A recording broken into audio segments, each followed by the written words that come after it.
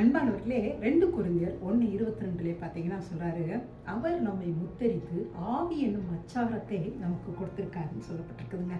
முத்தரித்துனா என்னன்னு கேட்டீங்கன்னா சீல் பண்றதுங்க. இன்னைக்கு நம்ம இயேசுவை ஏற்றுக்கொண்டோன்னு வச்சுக்கோங்களேன். இயேசுவை ஏற்றுக்கொண்டோன்னே அவர் என்ன செய்யறாரா, நம்மளை சீல் பண்ணிடுறாரா. அதாவதுங்க அவருக்குன்னு பாதுகாப்பா ஒரு இதுல சேவ் பண்ணிடுறாருங்க. அது மட்டும் இல்ல, அச்சாரம் சொல்லப்பட்டிருக்கு பார்த்தீங்களா, அது என்னன்னு கேட்டீங்கன்னா நமக்கு ஒரு கேரண்டி லைஃப். இனிமேல் யாருக்குரியவங்க கிடையாதுங்க, நம்ம இந்த பூமிக்குரியவங்க கிடையாதுங்க, நம்ம கிறிஸ்துவுக்குரியவங்க. நமக்குள்ள கிறிஸ்துவின் ஆவி வந்தது நிமித்தம் இம்மைக்கு மாத்திரம் இல்லைங்க, பரலோகத்து மறுமைக்கும் எல்லாத்துக்கும் நம்ம ஒரு கேரண்டட் லைஃப். கிறிஸ்துவின் ஆவி உங்களுக்குள்ள இருக்கிறதுனால நம்ம என்ன செய்வோமா, நிச்சயமா பரலோகத்துக்கும் போயிடுவோம், இந்த பூமியும் சக்சஸ்ஃபுல் வாழ்க்கை வாழ்வோங்க. நம்ம தோத்து போகும்போது ஆவியாளர் நமக்குள்ள இருந்து பேசுறத நம்ம பார்க்குறோம் பார்த்தீங்களா. அதாங்க அவர் நமக்குள்ள இருந்து நம்மளை பாதுகாத்து நம்மளை அப்படி ஒரு விடுவிக்கிறவராய் நம்மோடு கூட இருப்பாருங்க. தேங்க்யூங்க. God bless you.